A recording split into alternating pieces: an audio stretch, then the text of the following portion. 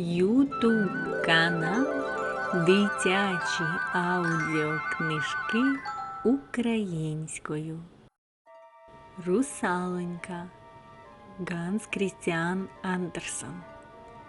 Далеко в морі, де вода синя-синя, живе чарівний підводний народ. Морський цар того народу овдовів, тому хазяйнувала стара мати, яка душі не чула за своїми 6 онучками-русалоньками. Але милішою за всіх була наймолодша, з очима синіми й глибокими, як море. Понад усе молодша русалонька полюбляла слухати розповіді про світ людей там, на горі. Але русалкам не дозволялося залишати глибин до повноліття. Нарешті русалонці виповнилося 15, і вона випливла на поверхню. Коли вона підняла голову над водою, то побачила великий корабель.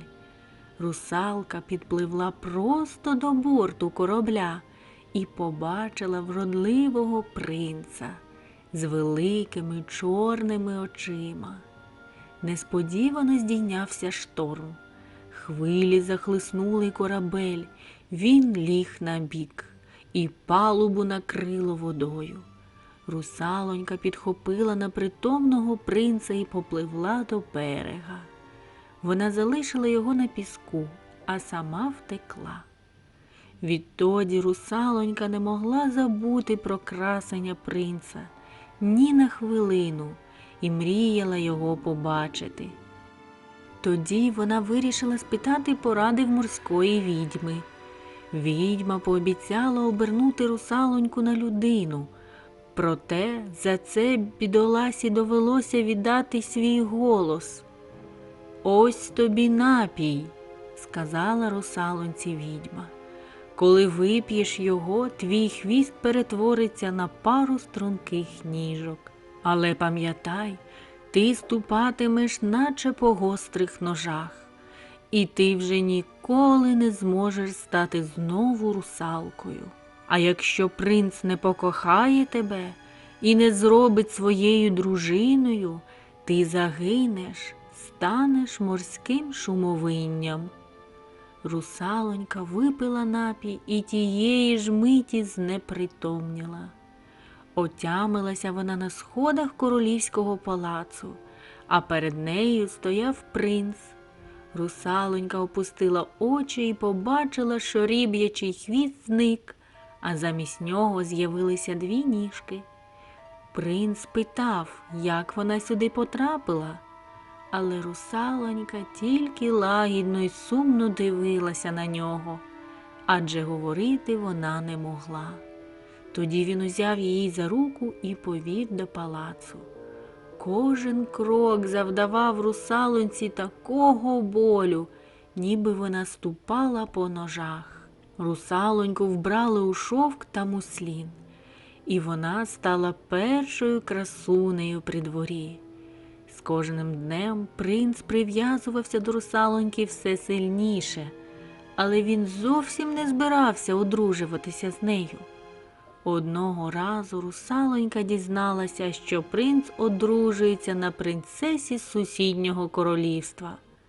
Серце русалоньки, здавалося, от-от розірветься від болю, адже весілля принца вб'є її.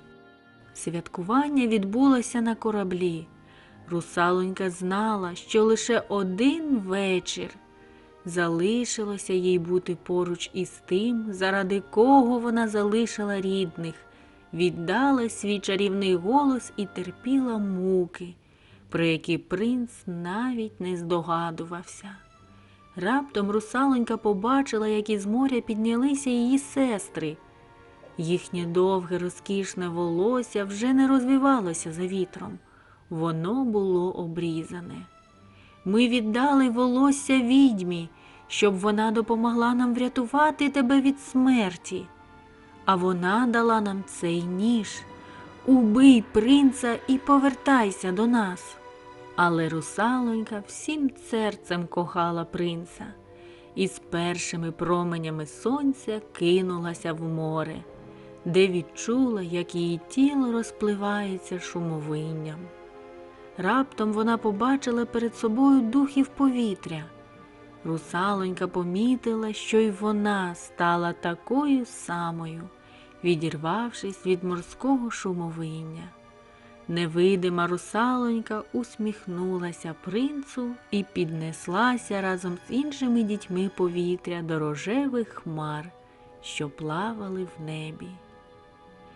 Текст читала Анастасія Бойко. Ставте вподобайки та підписуйтесь на канал.